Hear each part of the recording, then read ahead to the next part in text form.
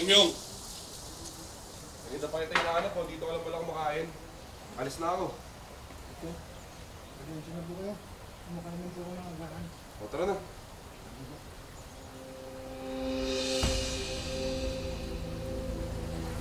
Ano problema? Sir, parang yung susi yata nakalimutan. Check ko lang po sa ano. Ano susi? Ano mo ikaw, ha? Napakataka mo eh! Yun na lang ang binilin ko sa'yo, hawakan mo lagi yung susi ko. Di mo magawa! Di mo alam saan mo saan mo nilalagay, di ba? Inaling ko na ito naman, tanga-tanga mo pa rin! Sorry po, sir. Sorry po, sir. Ha? Sumasagot ka ba? Ang tanga mo!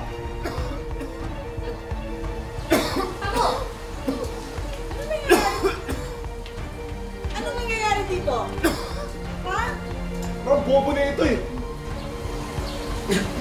Yung anak niyo po kasi bigla naman po nananakit.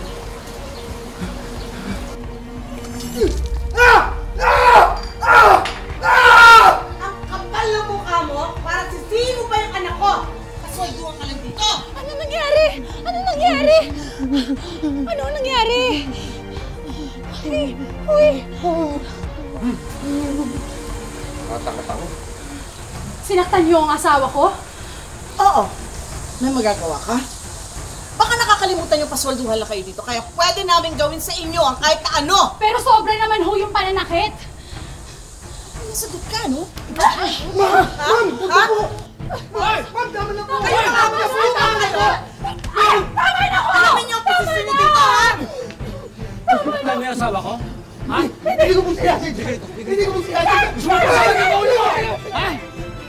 Tama na! Tama na ho! Parang yun na!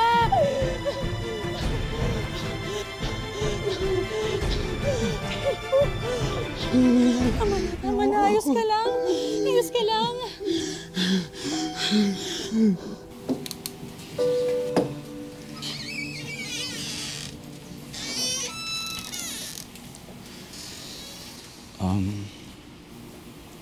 Temyong, Ida, pasensya na kayo sa nangyari kanina. Kasi naman kayo, ginagalit niyo pa kami. Dapat sumusunod na lang kayo sa gusto namin. Para hindi na kayo nasasaktan. Bueno, ganito na lang. Bibigay ko na yung sahod niyo, dadagdagan ko pa.